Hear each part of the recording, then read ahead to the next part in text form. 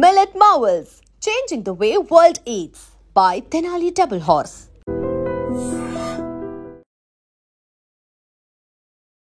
Big breaking ఇది. కుకట్పల్లి సహస్ర murder జరిగి ఈ రోజుకి 5 రోజులు అవుతోంది.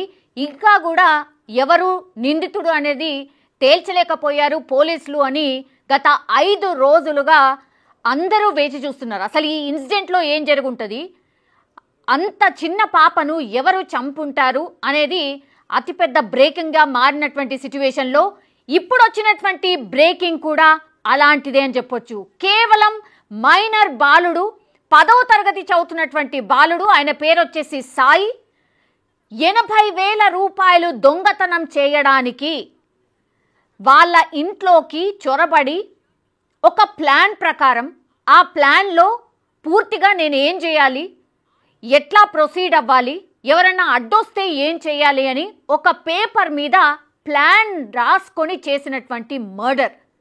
సో ఎంత దారుణంగా ఈ మర్డర్ చేశాడు అనేది ఆ పేపర్ చూసినటువంటి పోలీసులే షాక్ అయిన పరిస్థితి. ఎందుకంటే 5 రోజులు అవుతోంది, సీసీ కెమెరాలో ఎక్కడ కూడా ఏమీ రికార్డ్ కాలేదు, ఎవరు చంపుంటారు అని ఏకంగా పాపం వాళ్ళ పేరెంట్స్ మీదనే అనుమానం వ్యక్తం చేసిన సిచ్యువేషన్లో ఇప్పుడు ఏకంగా ఇంటి వెనకాల ఆల్మోస్ట్ వాళ్ళ ఇల్లు కూడా వీళ్ళ ఇల్లు కూడా ఆల్మోస్ట్ ఒక రకంగా ఆనుకొనే ఉంది అని చెప్పొచ్చు. కేవలం ఒక అడుగు వేస్తే ఆ లోపలికి జంప్ చేయొచ్చు.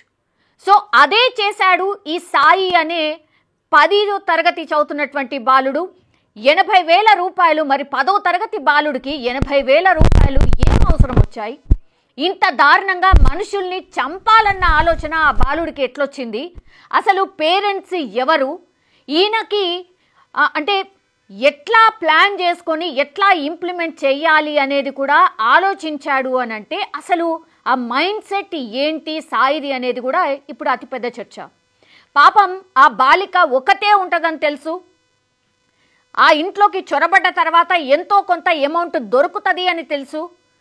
అవన్నీ తెలుసుకున్న తర్వాతనే ఈ బాలుడు కేవలం వాళ్ళ ఇంటి గోడ నుంచి వీళ్ళ ఇంటి గోడ లోపలికి వెళ్ళడం, ఆ తర్వాత ఎట్లా లోపలికి ఎంటర్ కావాలి అనేది కూడా స్కెచ్ ప్రకారం రాసుకోవడం, ఆ తర్వాత సహస్ర లోపలికి ఎంటర్ అయిపోయిన తర్వాత సహస్ర కనిపించడంతో ఆ పాప మీద విచక్షణారహితంగా ఆ పాప మీద కూర్చొని ఫస్ట్ గొంతు నులిమాడు.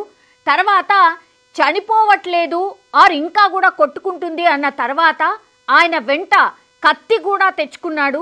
ఆ కత్తితోని విచక్షణారహితంగా ఆ పాప మెడ మీద 12 సార్లు కట్ చేశాడు అని అంటే ఎంత క్రూరంగా వ్యవహరించాడు సాయి అనేది మనం అర్థం చేసుకోవచ్చు. ఆ తర్వాత కూడా ఇంకా ఆ పాప కదులుతుంది అని తెలుసుకున్నాడు కాబట్టే అగైన్ ఎక్కడ పడితే అక్కడ, అంటే ఆమె స్టమక్ మీద అనుకోండి, లేకపోతే ఆమె బాడీ ఎక్కడ కనిపిస్తే అక్కడ పొడి చేశాడు అంతే. సో ఇంత క్రూరంగా ఒక 10వ తరగతి బాలుడు, సాయి అనే 10వ తరగతి బాలుడు సహస్ర అనే అమ్మాయిని ఇంత విచక్షణారహితంగా చంపాడు అని అంటే ఇక ఆలోచించుకోండి, అంటే వాళ్ళ పేరెంట్స్ పరిస్థితి ఏంది. ఇప్పుడు సహస్ర వాళ్ళ పేరెంట్స్ అయితే నరకం చూస్తున్నారు. ఎందుకంటే మా పిల్ల మీద అంతగానం ఎవరికి కక్ష ఉంది అని తలలు కొట్టుకున్నారు. పోలీసులు కూడా అసలు ఏమీ అర్థం కాని సిచ్యువేషన్ ఇది, దీన్ని ఎట్లా సాల్వ్ చేయాలి అనుకున్నప్పుడు యాక్చువల్లీ స్థానికులు ఎవరైతే ఉన్నారో, నేను మార్నింగ్ చేసిన వీడియోలో కూడా చెప్పాను, ఈ స్థానికులు ఎవరైతే ఉన్నారో వాళ్ళ దగ్గర నుంచి కూడా ఇన్ఫర్మేషన్ పోలీస్ డిపార్ట్మెంట్ తీసుకుంది. బికాజ్ ఆ ఇంటి పరిసరాల్లో ఎక్కడ కూడా ఒక క్లూ లేదు.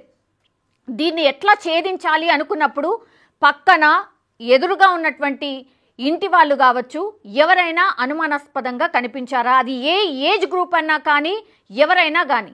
అండ్ ఒక విజువల్ మనకు తెలుసు, చాలా వైరల్గా మారింది. అది ఏంటి అని అంటే గోడ పక్క నుంచి ఒక బాబు ఎవరో తొంగి చూస్తున్నట్టుగా ఉంది, అనుమానం అంతా కూడా దాని చుట్టే తిరిగింది. ఇప్పుడు సాయి అనే వ్యక్తే ఇప్పుడు ఆ గోడ పక్క నుంచి తొంగి చూసిన వ్యక్తి సాయేనా? ఇప్పుడు పైనుంచి ఆల్రెడీ దూకేసి దొంగతనం చేసిండు, తర్వాత గమ్మున మళ్ళా ఇంట్లోకి వచ్చేసిండు. కానీ ఇప్పుడు ఆ గోడ దగ్గర తొంగి చూస్తున్నటువంటి వ్యక్తి ఎవరు? అంటే ఈ సాయికి ఎవరైనా సహకరించారా? దొంగతనంలో ఇప్పుడు ఎవరైతే ఆ గోడ షాట్ పక్క నుంచి ఎవరైతే చూస్తున్నారో ఆ వ్యక్తి ఆ గల్లీ పక్కన ఏం జరుగుతుంది, ఆ ఇంటి చుట్టూ పరిసరాల్లో ఏం జరుగుతుంది ఏంటి అన్న ఇన్ఫర్మేషన్ ఇస్తూ తర్వాత సాయిని పైన ఉన్నటువంటి సాయిని కోఆర్డినేట్ చేస్తూ యూ కెన్ ప్రొసీడ్ అన్న సిగ్నల్ ఇచ్చాడా, ఇట్లాంటివన్నీ కూడా డౌట్స్ అయితే వస్తున్నాయి. కానీ ఈ పిల్లాడు పూర్తిగా ఆ ఇంట్లో ఉన్న కత్తి ఒకటి మాయమైపోయింది కాబట్టి ఆ కత్తితోనే చంపారు అని అనుకున్నారు. కాదు, యాక్చువల్లీ సాయియే వాళ్ళ ఇంటి నుంచి తెచ్చుకున్నటువంటి కత్తితోనే విచక్షణారహితంగా పొడి చేశాడు. లిస్ట్ ప్రకారం ఆయన first opening the lock, then లోపల ఎవరన్నా ఉంటే వాళ్ళని ఎట్లా నిలువరించాలి, ఆ తర్వాత నిజంగా అవసరమైనప్పుడు ఆ కత్తిని ఎలా యూజ్ చేయాలి, ఒకవేళ అడ్డొస్తే ఎవరినైనా సరే చంపేయాలి అని ఫిక్స్ అయ్యే కత్తి కూడా వెంట తీసుకువెళ్ళాడు. ఇప్పుడు 80,000 రూపాయలు సాయి తీశాడు అన్నటువంటి మాట చెప్తున్నారు. కానీ మొన్నటి వరకు కూడా ఇన్ఫ్యాక్ట్ ఇవాళ మార్నింగ్ వరకు కూడా డబ్బులు ఏమీ పోలేవు, అసలు దొంగతనానికి వచ్చిన వాళ్ళు ఎవరు కాదు అనేటువంటి మాట ఇప్పుడు వీళ్ళ తల్లిదండ్రులు చెప్పినటువంటి సిచ్యువేషన్. అంటే పాప చనిపోయింది కాబట్టి నిజంగా వాళ్ళు అంతా కాన్సన్ట్రేట్ చేయలేదు కాబట్టి ఇది గుర్తించలేకపోయారా? 80,000 సాయి ఇంటి నుంచి దొంగిలించుకొని దర్జాగా అమ్మాయిని చంపేసిన తర్వాత అగైన్ అంతే దర్జాగా ఆ పక్కన ఉన్నటువంటి గోడని దాటి వాళ్ళ ఇంటికి వెళ్ళిపోయిండు, దర్జాగా ఉండిపోయిండు. ఎవరు కూడా 5 రోజుల పాటు గుర్తించలే. ఒకవేళ నిజంగానే స్థానికులు ఆయనను చూసి ఉండకపోతే, బికాజ్ అది డే టైం, వీళ్ళ అమ్మా నాన్న వెళ్ళిపోయిన తర్వాత ఆ 2 గంటలు 3 గంటల వ్యవధిలోనే ఇదంతా కూడా నడిచింది. కాబట్టి ఈ ఎవరైతే ఆ పరిసరాల్లో ఉన్నటువంటి వ్యక్తులు ఎవరైతే ఉన్నారో ఎవరో ఒక్కళ్ళు డెఫినెట్లీ చూసుంటారు ఆ వ్యక్తి ఇటు నుంచి అటు దిగడం. ఇంకోటి ఏంటంటే వీళ్ళు పిల్లలు కాబట్టి క్రికెట్ ఆడుతూ ఉంటారు. వాళ్ళ ఇంట్లో కూడా ఇప్పుడు సహస్ర ఉన్నటువంటి ఇంట్లో కూడా వాళ్ళ తమ్ముడు కూడా క్రికెట్ ఆడతాడు. ఈ బాలుడు కూడా వచ్చి వాళ్ళ ఇంట్లోనే క్రికెట్ ఆడతాడట. కాబట్టి బాల్ పడిందనో ఇంకేదో రూపంలో చెప్పుకోవచ్చులే అన్న కాన్ఫిడెన్స్తోనే ఈ హత్యకు పూనుకొని ఉంటాడు అనేటువంటిది ఇంకో వర్షన్ వినిపిస్తోంది. 80,000 రూపాయలు దొంగిలించాడంటే 10వ తరగతి వ్యక్తికి ఆ 10వ తరగతి చదువుతున్నటువంటి బాలుడికి 80,000 రూపాయలతోని ఏం పని?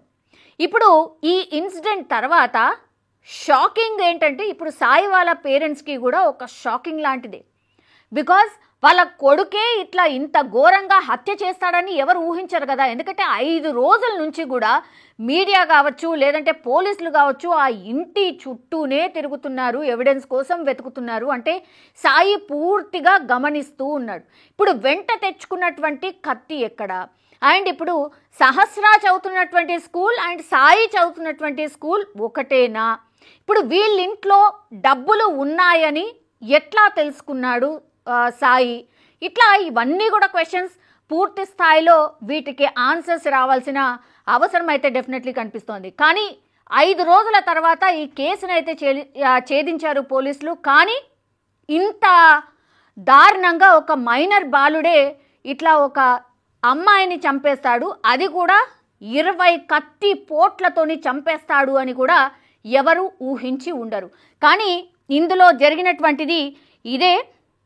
ఒక 10వ తరగతి అబ్బాయి ఈ మైనర్ బాలికను చంపాడంటేనే అసలు మనం ఏడిపోతున్నాం, ఎవరి గురించి ఏం ఆలోచించాలి కూడా అర్థం కాని సిచ్యువేషన్ అయితే కనిపిస్తోంది. సాయి టీనేజర్గా పోలీసులు తేల్చిండ్రు. సహస్ర ఇంట్లో దొంగతనానికి వచ్చాడు. ఈ టీనేజర్ వచ్చేటప్పుడు కత్తి తెచ్చుకున్నాడు. ఇంట్లోకి చొరబడి 80,000 రూపాయలు దొంగతనం చేశాడు. డబ్బు తీసుకొని వెళ్తుండగా సహస్ర చూసింది. దీంతో ఆమెపై కూర్చుని గొంతు నులిమాడు. ఫస్ట్ చనిపోయిందో లేదో అని, ఆ తర్వాత గొంతు కోసాడు. ఎట్టి పరిస్థితుల్లో బతకూడదని ఉద్దేశంతో విచక్షణారహితంగా పొడి చేశాడు. దొంగతనం ఎలా చేయాలి, అడ్డొస్తే ఏం చేయాలో కూడా ఈ టీనేజర్ ఓ ప్లాన్ రాసుకొని మరీ వచ్చి ఈ ప్లాన్ని ఇంప్లిమెంట్ చేసినటువంటి పరిస్థితి. సో ఇదన్నీ అంటే ఇది అందరి పేరెంట్స్కి కూడా ఒక బిగ్ అలర్ట్ ఆర్ ఏమంటారు ఒక డేంజర్ అలారం అనుకోండి. పిల్లల ఆలోచన ఎటుపోతుంది, దయచేసి పిల్లల్ని ఎట్లా అబ్జర్వ్ చేయాలి అనేది కూడా ఇది ఒక డేంజరస్ సైన్ అని కూడా అనుకోవచ్చు. హత్యకు గురైంది 10 ఏళ్ల పాప, చంపింది 10వ తరగతి కుర్రాడు. 15 ఏళ్ల వయసులోనే క్రిమినల్ బ్రెయిన్ ఆ బాలుల్లో కనిపిస్తోంది. దొంగతనానికి స్కెచ్ వేయడం, ఇంట్లో ఎవరు లేని సమయంపై ఆరా తీయడం, ఎవరికి కనబడకుండా ఇంట్లోకి ఎలా వెళ్ళాలి అనేది లెక్కలు వేయడం, ఒకవేళ ఎవరైనా చూస్తే ఏం చేయాలో కూడా ముందే ఫిక్స్ అవ్వడం, వెళ్తూ కత్తి తీసుకువెళ్ళడం, ఒకవేళ దొంగతనమే కాకుండా మర్డర్ చేయాల్సి వస్తే కూడా ఎలా చెయ్యాలో ప్లాన్ గీసుకోవడం, మర్డర్ తర్వాత కత్తి లాంటివి ఎలా పడేయాలో కూడా ముందే అనుకోవడం, 15 ఏళ్ల వయసులోనే ఇంత భారీ స్కెచ్ వేశాడు అని అంటే ఊహకు కూడా అందదు.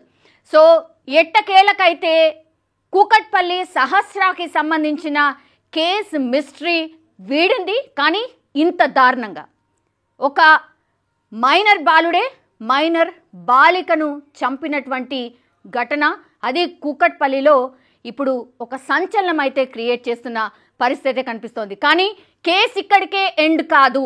బికాస్ చాలా క్వశ్చన్స్ రైజ్ అవుతాయి. ఈ పేరెంట్స్ ఎవరు? సాయి ఎందుకు ఇట్లా ఆలోచించాడు? సాయి ఎందుకు ఇట్లా దొంగతనానికి వెళ్ళాడు? అట్లాగే చంపడానికి గల కారణం ఏంటి? ఈ స్కెచ్ అంతా పేపర్ మీద రాసుకోవడం ఏంటి? అసలు సాయి మైండ్ సెట్ ఏంటి? వాళ్ళ పేరెంట్స్ ఏం చెప్పబోతున్నారు అనేది కూడా ఇప్పుడు చాలా ప్రశ్నలు ఇప్పుడు రైజ్ కాబోతున్నాయి. And for more videos, Please subscribe to iDream. Please subscribe to iDream. Please subscribe iDream. And please subscribe to iDream. For more videos, subscribe to iDream. please like, share and subscribe to the channel. Congratulations, iDream. Subscribe to iDream. Subscribe to iDream. So subscribe to iDream Media.